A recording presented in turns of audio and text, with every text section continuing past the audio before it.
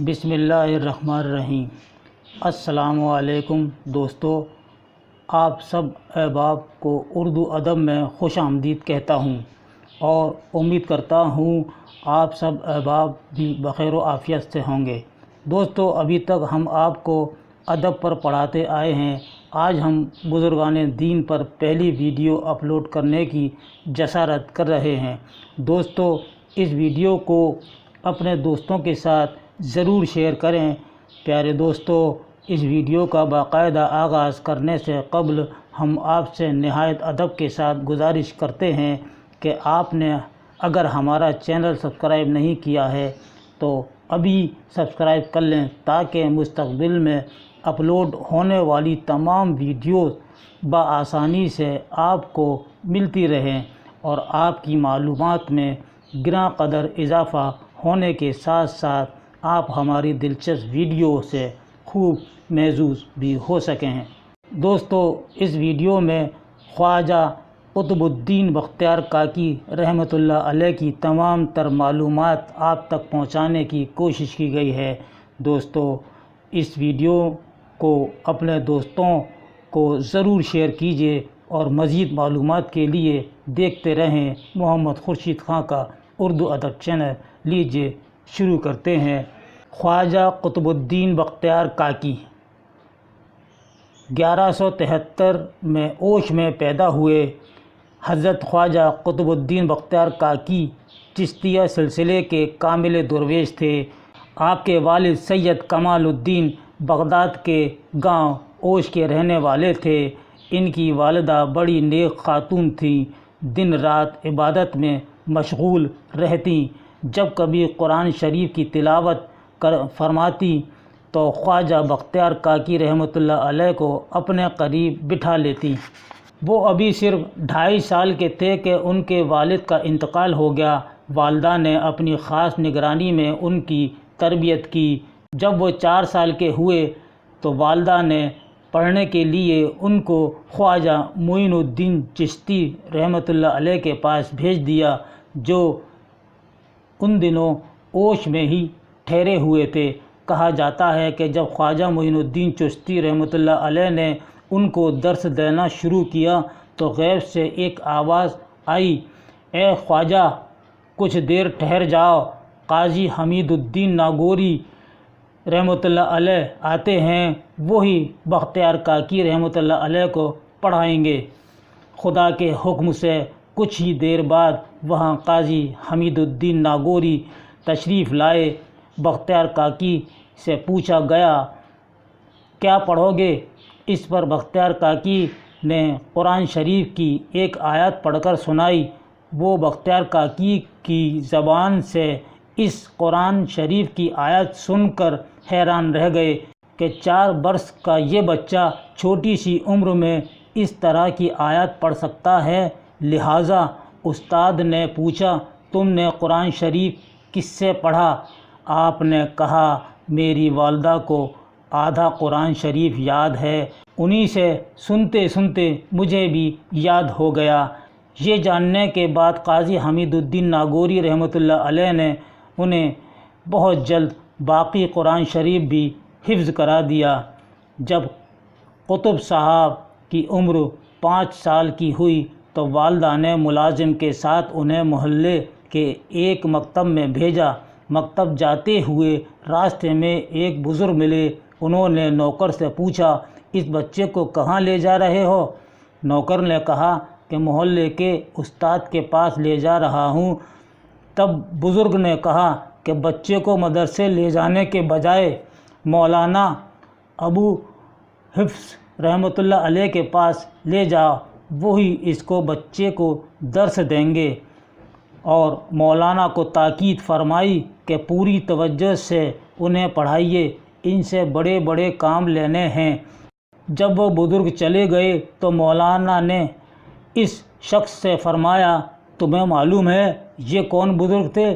یہ حضرت خضر علیہ السلام تھے، جو خدا کی طرف سے اس خدمت پر مامور کیے گئے تھے۔ یہ بھٹکے ہوئے لوگوں کو صحیح راستہ دکھلاتے ہیں۔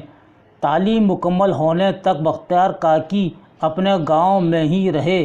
جب وہ سن بلوغ کو پہنچ گئے تو وہ تلاش حق کے لیے گھر سے باہر نکلے۔ انہی ایام میں قطب صاحب کو معلوم ہوا کہ حضرت خواجہ معین الدین چشتی اصفہان تشریف لائے ہوئے ہیں۔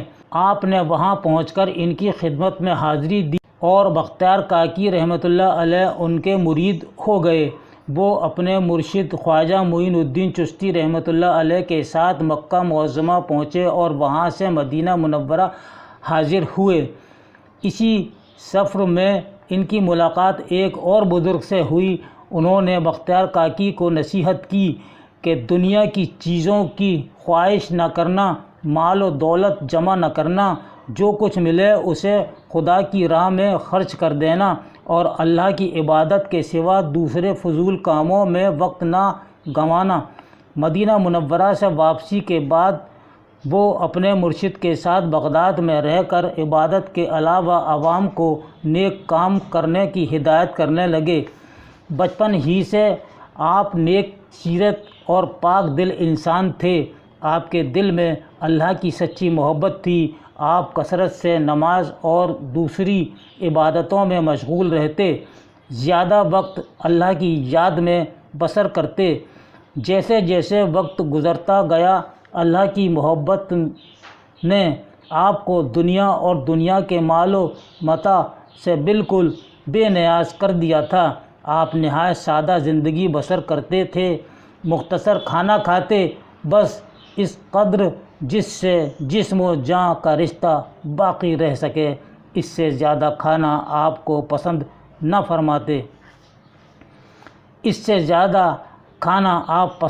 فرماتے۔ بادشاہ وقت اور شہر کے لوگ ہمیشہ آپ کی خدمت میں بڑے بڑے نذرانے پیش کرتے، مگر آپ ان سب کو غریبوں اور محتاجوں میں تقسیم کر دیتے۔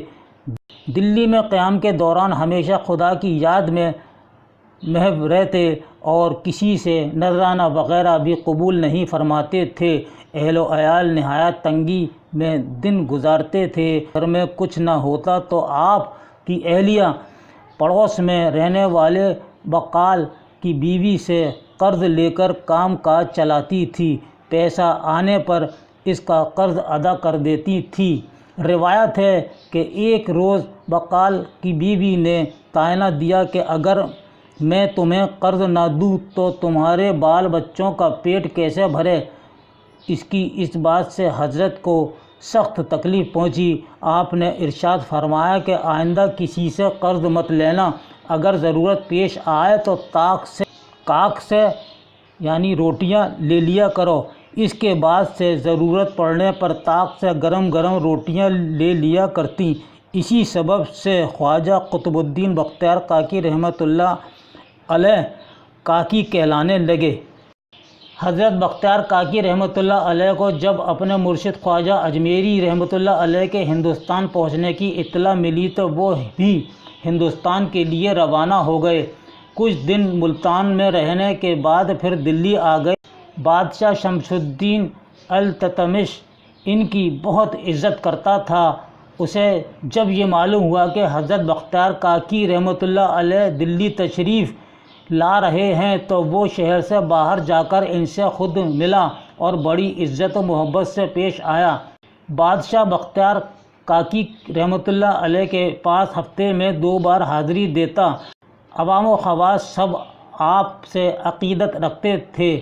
آپ کے دربار میں سب کو یکساں مقام حاصل تھا اور سبھی لوگ آپ کے گرویدہ تھے۔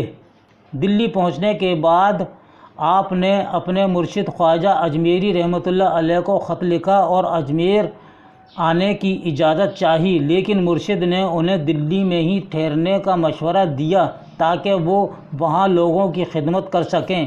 ایک دفعہ کا واقعہ ہے کہ حضرت خواجہ اجمیری رحمۃ اللہ علیہ کسی وجہ سے دلی تشریف لائے تو انہوں نے بختیار کاکی رحمۃ اللہ علیہ کو اپنے ہمراہ لے جانے چاہا۔ یہ خبر سنتے ہی پورے شہر کے لوگ اور بادشاہ بھی حضرت خواجہ اجمیری رحمۃ اللہ علیہ کے پاس آئے اور ان سے گزارش کی کہ حضرت خواجہ بختیار کاکی رحمۃ اللہ علیہ کو اجمیر نہ لے جائیں۔ حضرت خواجہ اجمیری رحمۃ اللہ علیہ نے لوگوں کی یہ حالت دیکھی تو فرمایا، بابا قطب تم دلی میں ہی رہو، تمہارے دلی چھوڑنے سے یہ سب لوگ رنجیدہ ہو جائیں گے اور میں نہیں چاہتا کہ تم ان کے دلوں کو دکھاؤ۔ خواجہ قطب الدین بختیار کاکی رحمۃ اللہ علیہ کی وفات 14 ربیع الاول 1235 کو دلی میں ہوئی۔ آپ کا مزار مہرولی دلی میں ہے، جہاں دن رات لوگوں کا ہجوم رہتا ہے اور آپ کی بزرگی کا فیض حاصل کر رہے ہیں۔